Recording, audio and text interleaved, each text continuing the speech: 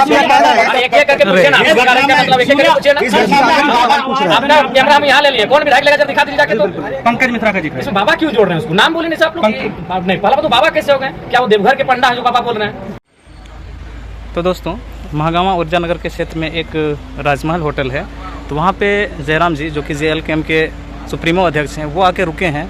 तो सूर्या हांसदा का जो इधर इनकाउंटर हुआ तो उनकी थोड़ी बातों को सुनते हैं कि वो क्या कहना चाहते हैं इस इनकाउंटर के बारे में। अनिल महतो ठीक हमारे बगल में थे, तो बीजेपी से प्रबल दावेदार कोई था बोरियो विधानसभा से, तो सूर्या हांसदा थे। 50,000 का वोट पिछले चुनाव में ला चुके थे, हो सके संभावना था इस बार वो विधायक बन भी जाते। आखिर ये कौन सा राज्य हमने बना लिया, ये कैसा लोकतांत्रिक भारत हमने बना लिया जहाँ सवाल करने पर गोलियां मिलती हैं, जहाँ हक मांगने पर हथकड़ियाँ मिलती हैं, जहाँ लोगों के लिए न्याय और जुल्म के खिलाफ बात करने पर जेल की काली कोठरियाँ मिलती हैं। ये विचित्र समाज, ये विचित्र भारत हमने निर्माण करा लिया है। आज मैंने यहाँ आने से पहले तमाम उनके केसों का अध्ययन किया और अभी जो उन पर पुलिस की दबिश थी उस केस का भी मैंने अध्ययन किया। वह केस माइन से संबंधित था। मैं पुनः आपके माध्यम से पूरे राज्यवासियों को स्पष्ट कह दूं, मानते हैं अगर संवैधानिक रूप से कहें, कानूनी रूप से कहें, तो चाहे माइंस रहे चाहे खनन रहे, अगर वहाँ किसी प्रकार से अवरोध उत्पन्न होता है तो निसंदेह आप कानून के शिकंजे में दायरे में आते हैं।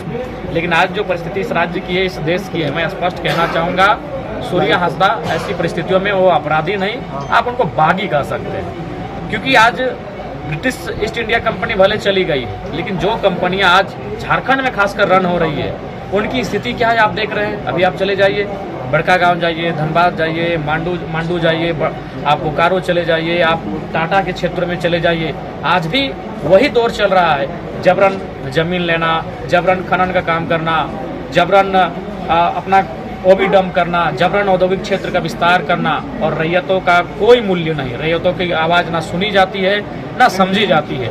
तो ऐसी परिस्थिति में सूर्या हांसदा मेरे नज़र में अपराधी नहीं बागी थे। जो आप बोल रहे हैं कि वो अपराधी नहीं थे, और 11 अगस्त को जब एक पत्रकार के द्वारा आपके प्रदेश प्रवक्ता को पूछा गया था, केंद्रीय प्रदेश प्रवक्ता, मैंने अपना ओपिनियन दिया नहीं, तो उन्होंने कहा था कि आपके ये अपराधी थे इसलिए इन्हें दूर कर दिया गया था JLKM। नहीं, पहले आप अपराधी मानते थे? पहला बात स्पष्ट हम कहना चाह रहे हैं, अपराध अगर आप कानून की दृष्टिकोण से देखेंगे तो निसंदेह आप उन पे FIR है, तो उन पे जब कानूनी दांव पेच चल रहा है तब उनसे नहीं मिलाएंगे। लेकिन आपको परिस्थितियों को देखना होगा कि आज राज्य की परिस्थितियां क्या है। आज जहां खनन है, जहां उद्योग है, वहां आम व्यक्ति की परिस्थिति क्या है। तो मेरे हिसाब से कहीं ना कहीं आज उन कारणों को, जो मैंने पहले भी कहा था, मैंने सदन में भी इस डिबेट में ये डिस्कस किया था कि आप तो एक आदिवासी के माथे पे नक्सली का ठप्पा लगा देते हैं, लेकिन ये सवाल क्यों नहीं होता है, ये जांच क्यों नहीं होता, ये शोध क्यों नहीं होता है कि एक आदिवासी राज्य में, जिस राज्य में उनकी बहुलता, जिस राज्य में खनिज संपदा उनकी, वहाँ क्यों वह मुख्य धारा से विपरीत होकर जा रहे हैं। मैंने इस सदन में भी सवाल किया था और ये मैं आज भी कह रहा हूँ कि परिस्थितियाँ क्या थी। बिल्कुल ये जो इनकाउंटर किया गया यह बिल्कुल संदेह के दायरे में है। इसकी CBI से जाँच की मैं मांग करता हूँ, और निसंदेह में थे। अनिल महतो ठीक हमारे बगल में थे, ऐसा थोड़ी है कि महतो लोग का शहादत नहीं हुआ, महतो लोग का मृत्यु नहीं होता है। हमारे कई महतो लोग का भी इस बीच में घटनाक्रम में घटना घटा है। लेकिन सवाल था अनिल महतो का जब हुआ था हम रांची में थे, और ये आपका संथाल परगना पड़ता है, यहाँ से हम लोग को 7-8 घंटा लगेगा आने जाने में। तो आप सोचेंगे तुरंत हम एक पार्टी के इकलौता विधायक कि मेरे कार्य बहुत ज्यादा है, तो वो संभव नहीं है। इस घटना में इस सदन में नेगेटिव क्वेश्चन, देखिए इस बार करना नेगेटिव पूछे ना, पूछने के लिए मना नहीं है, लेकिन यही साथ अब सरकार से सर, आप कह रहे हैं सरकार आपको बैठने दें सामने में। सर आप ये कह रहे हैं एक करके पूछे ना, मतलब एक करके पूछिए ना। आपका कैमरा हम यहाँ ले लिए, कौन विधायक लेगा जब दिखा दीजिए जाके। तो कौन मंत्री लेगा आपका, हम यहाँ पूरा माइक घुसा लिए। एक एक करके पूछिए, एक एक करके पूछिए। इस घटना में एक बाबा का सवाल का जवाब देंगे। इस घटना में एक बाबा का जिक्र है। कौन बाबा का जिक्र है? पंकज मिश्रा का जिक्र है। इसमें बाबा क्यों जोड़ रहे हैं उसको? नाम बोले नहीं आप लोग नहीं, पहला तो बाबा कैसे हो गए? क्या वो देवघर के पंडा है जो बाबा बोल रहे हैं? गजब हाल है। पंकज मिश्रा किसी चीज को जाति में क्यों रंग देते हैं? अगर कोई है तो उसको एक व्यक्ति मानिए, आप उसके बहाने उनके समाज क्यों? पंकज मिश्रा आए थे। अरे आप लोग एक सवाल खत्म नहीं बार बोल रहे हैं, क्या मतलब इस कॉन्फ्रेंस का? नहीं क्या मतलब है इसमें? आप इनका सवाल चल रहा है, सवाल खत्म होने दे, आप लोग विचित्र कर रहे हैं महाराज। एक विधायक जवाब देने के लिए बैठा है, आपको धैर्य रखना चाहिए। कंटिन्यू कीजिए। नहीं, पहले आपका सवाल, एक का सवाल खत्म हो, अब दूसरे में आइए। आपको खुद धैर्य नहीं है और आप पत्रकारिता करें, आपको भी ज्यादा धैर्य होना चाहिए। आपकी विधायकों से ज्यादा जरूरत पत्रकारिता की है। जहां न पहुंचे रवि वहां पहुंचे कभी, कभी यानी कलम, तो आप वहां पहुंचेंगे तो आप में धीरज ज्यादा होना चाहिए। कोई नाम आ रहा है, जांच हो, और अगर वो दोषी है तो बिल्कुल उन पे कार्रवाई हो। और उसमें भी तो कई आरोप हैं। देखिए भैया, तो ये मांग सरकार से करेंगे, आप ही ये मांग सरकार से करेंगे। एक विधायक जांच के लिए आदेश जारी नहीं करवा सकता है। एक विधायक माने प्रशासन को निर्देश नहीं दे सकता है। निर्देश सरकार देंगे, सरकार की सचिव देंगे। तो इसलिए ये मांग हमें सरकार से करनी चाहिए।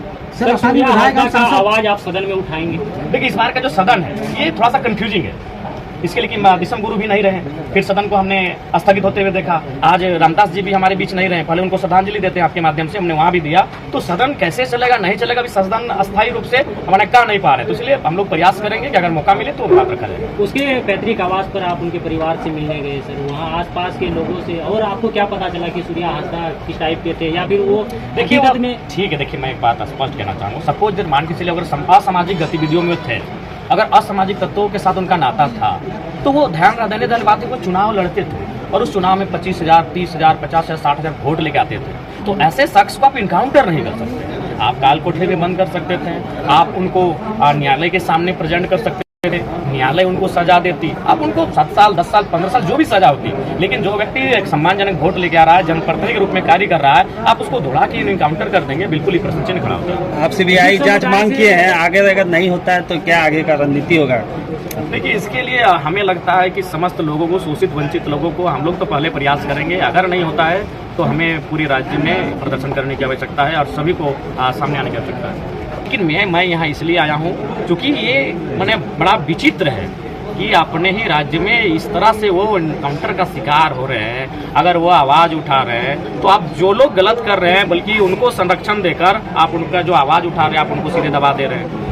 एक दिन पहले उसको गिरफ्तार किया जाता है और दूसरे ही दिन गिरफ्तारी में भी कई सवाल है। पहला सवाल तो ये बनता है कि जैसा हम लोग को भी सीआरपीसी की धाराओं की कुछ जानकारी है, शायद 46 या 49 कहती है कि अगर उसमें गिरफ्तार व्यक्ति अगर पूर्व से किसी ऐसे सामाजिक कृत्यों में रहा हो या फिर वर्चस्व उनका सामाजिक कृत्यों में रहा हो जिससे आपको थोड़ा सा भय है, तो पहला बात सबसे पहले तो हाथ बंधा होना चाहिए।